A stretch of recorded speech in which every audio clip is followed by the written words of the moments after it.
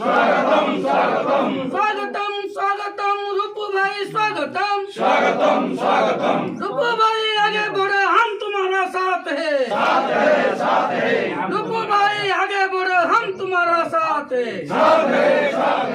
BJP जिंदाबाद जिंदाबाद जिंदाबाद बीजेपी जिंदाबाद जिंदाबाद जिंदाबाद नरेंद्र मोदी जिंदाबाद जिंदाबाद जिंदाबाद भारत माता की जय।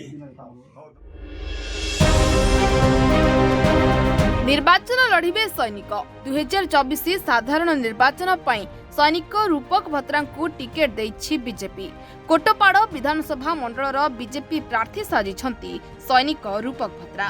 तेबे कोटपाड़ निर्वाचन मंडली रहिथिबा 3टी ब्लॉक कोटपाड़ कुंद्रा और बैपारीगुड़ार बीजेपी कर्मी मध्य नुआ आशा उद्दीपना देखा मिली।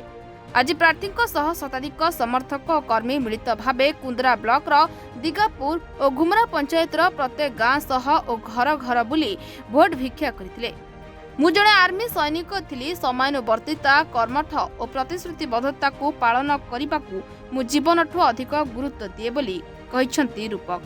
मोर नीति आदर्श को देखि मते निजे बीजेपी दल विधायक प्रार्थी भावे मनोनीत करिसंती। ते पद्मफूल रे भोट देई मते थरे सुजोग दियंतु बोली कहिसंती रूपक। मते टिकट देला परे मु आज की 3 दिन हे गलानी मु लगातार कैंपिंग रे अछि।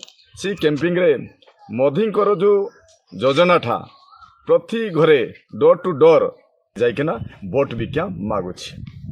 आओ मोर ए कोटपाड़ निर्वाचन मंडल रे जोटा कि शिक्षा सर्वप्रथम अच्छी शिक्षा स्वास्थ्य आउ आमर देशर मेरुदंड कृषि ए 3टा को मोर बेसी फोकस देवी आगामी दिन में। मु तो प्रथम थर पाई मु माने टिकट पाई आसी बीजेपी तरफ मु यही प्रार्थना करुछि मोर निर्वाचन मंडल सर्वसाधारण विकास पाई सर्वसाधारण उन्नति पाई मते माने गोटे थर माने वोट देकर जययुक्त करंतु पद्मफूल रे वोट देकिना आउ एमएल और एमपी को यही 2टा रे जदि पद्मफूल रे वोट देबे मु गोटे अवसर प्राप्त सैनिक मु निश्चित भाव रे असेंबली लड़बी एटा एटी मत दुई मत नाही।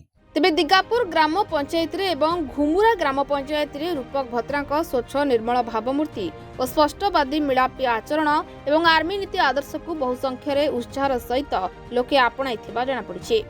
कुंद्रारू हरीश बेरांक रिपोर्ट, महाभारत लाइव।